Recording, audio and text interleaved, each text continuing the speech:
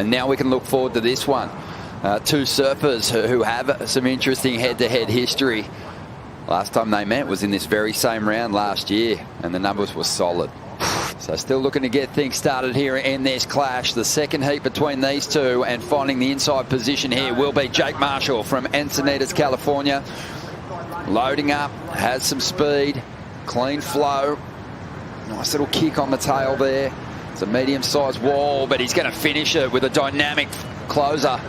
Setting the fins free, get great control, and an awesome way to start. These turns better, so let's have a look here.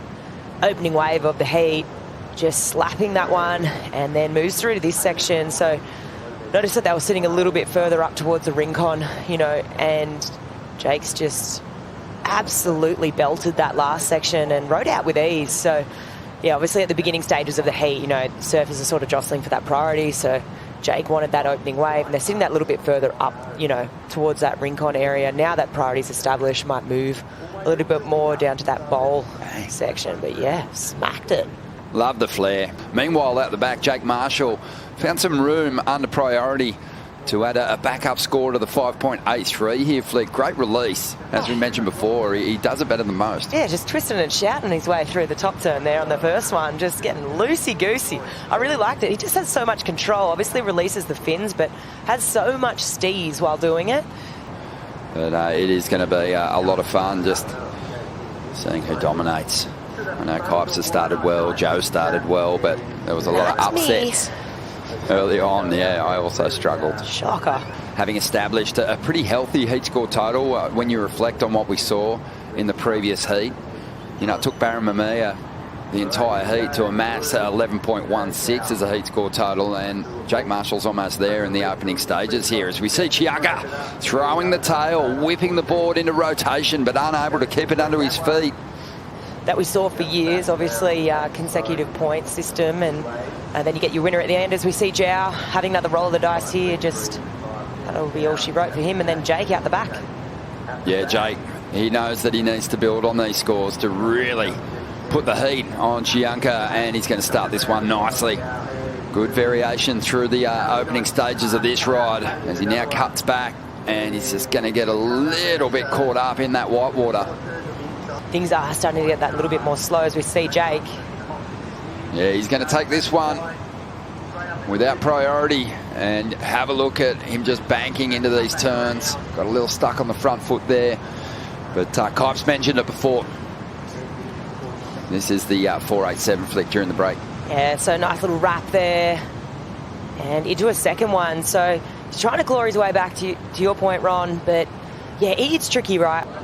Yeah, it was, you know, the last, like, before the event started, we were, you know, surfing pretty good waves, and I was, like, real excited, you know, felt like I was surfing, like, really good, and I thought it was going to be a little bigger today, and then I got down here and was like, okay, whatever, this is what it is. And Barron Mamiya hasn't had the best results here over the years, but we'll talk more about just how well the Hawaiians have done at this venue since its inception. As we see now, Chianca trying to fight his way back into this heat.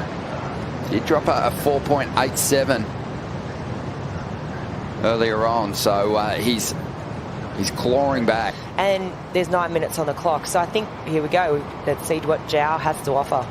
Has a look over his shoulder before committing to this ride, winds through the cutback. At this point, he's willing to give this section, I think, a look is what he's doing. He's sizing up his options, but he's looking for an oncoming section. And it is going to be Jake Marshall. Pounces, uses his priority on this one. Trying to improve on a 5 here to push the requirement higher for the Brazilian. And this way is fading away into deep water. Needs to lay down a big turn here to get started. And starts beautifully. Nice little tweak on the tail as he finished that move off, but this wave's starting to fill up a little bit. And let's see if he can make that connection through to the inside. Checks the clock. And at this point, he's so committed to this ride. He's still surfing for that 5.96. And the way he's executed these final turns, he might just get it. This has been impressive. He's got so much torque in his approach. Really flared it out through the inside. I don't think we've seen that flatter section of wave surf better than that in the event this year. That was really strong. You know, you got to start drawing comparisons to Jake's 583. You know, this wave is just going to be just that bit better than it. So he carves through that first manoeuvre. And then, yeah, wave gets a little bit sleepy here, but this is the moment where we're talking about. This wave kind of keeps on giving, right? Usually gets quite, you know, slow through this section. Yes, it is a little bit, but just being patient. And through the inside, that little slash. And then right here, this is where it walls up. Gets a bit more work done. Unbelievable. Yeah, that section is typically, especially on these smaller days, is so hard to generate any speed, but a fantastic looking wave through the inside, and he still did pretty well. But Jake Marshall did the work early, got himself the victory. He's moving on through to the next round, and it's going to be 2-0 in his head-to-head history with Chianca as he moves on.